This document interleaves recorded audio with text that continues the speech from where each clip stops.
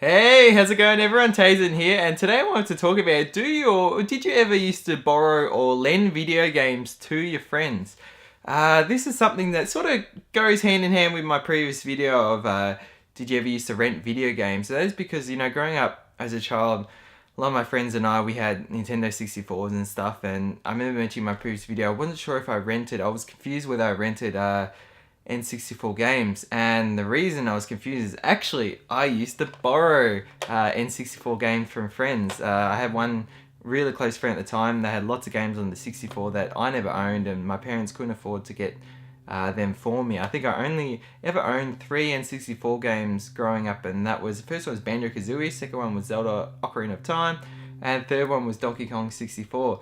So there were all these other awesome games on the N64, like Super Mario 64, Star Wars Shadows of the Empire, Rogue Squadron, my favorite Star Wars game series. And I actually used to borrow these games. So these are games that I own now. And it was actually similar in the last video. Through borrowing them, I got an interest in them. I remember Rogue Squadron.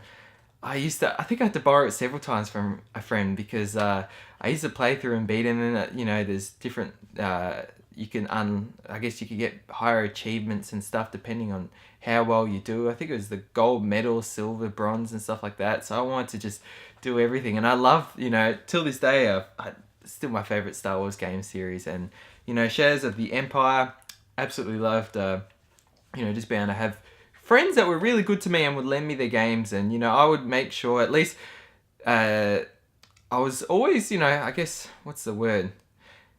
Anything that was sort of lent to me from other people, I was very conscious and careful with this stuff, at least from memory. I hope I was. At least now I know I treat everything like with the greatest of care, not just mine, but especially things that are from other people.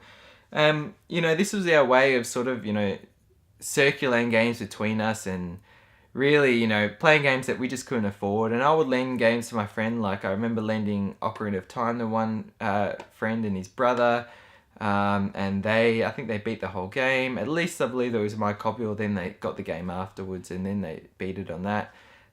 Things like Banjo-Kazooie, this is really cool things that I just really miss about gaming as a child. It's just something that doesn't really happen much nowadays. I guess now we have this whole sort of digital market, and I guess with PS4 and Xbox One, like a lot of people, at least my age, we buy the games ourselves and stuff like that, and we can afford to, or we can afford to find games in ways where they're affordable. Whether it be going to your local thrift store and stuff like that, eBay, etc. Craigslist, I'm sure in North America here we have Gumtree and stuff like that. So, we generally get our games, and it's one of those things. I'm not sure. Would I still borrow games for friends or lend games for friends? If I had any friends that wanted to borrow a game from me that were, a good friend of mine, I trusted them. Yeah, definitely. And I actually have one really good friend who actually recently, I forgot about this, but he said if I want to borrow any games from him, especially, some GameCube games I really want to play I don't have, feel free to let him know, and he'll let me borrow them. So that was really kind of him, and that's something cool there. That's, it's all about childhood experiences and stuff like that, and, I guess sort of those, bringing that to now, and still having that sort of, the trust and, sort of enjoyment of lending games out to people, seeing them experience something, and you ask them, oh, how'd you go, where are you up to? And, oh, you got this, that, did you get that? You missed that? Oh, and stuff like that. And what level you on? And, vice versa, me borrowing games from friends and being like, I finally did this and stuff like that. And, I finally beat it. It was really cool, and one great thing about a lot of these older consoles, if you're borrowing games and stuff like that, like the GameCube I was saying, you have your memory cards, so I guess everything gets saved on there. Actually, no, what am I saying? I guess with PS4 and stuff like that, your save files save on that now too. But, if you ever, what I'm trying to say is if you ever, end up getting the game down the track, you haven't lost any progress, essentially.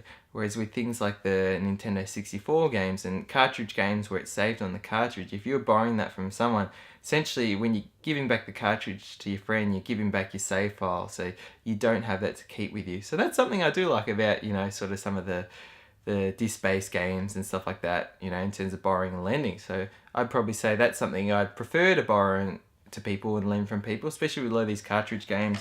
I'm not sure about these ones, but you know, they generally have just one to three save files and stuff. I recall Banjo-Kazooie we're having like 3 save files and stuff like that. So I guess you know, you don't have to worry too much about them overrunning your save files so they can play. But I think there were situations where maybe I lent something out to a friend and they accidentally saved over my save file by accident. Again, that's a bit harder with what's it called, with memory cards and stuff, because they generally have their own memory cards. But again, let me know your thoughts below. You know, did you or do you borrow games from friends still and lend them out to friends? You know, if not, did you? And sort of some of the memories of some of the games you borrowed and stuff like that. And yeah, you know, whether you still have those games now or no, not still. Yeah, some of the games that you borrowed out. Did you have any bad experiences actually? You know, you lent a game out, you never got it back, or you did and it was slightly damaged or something like that.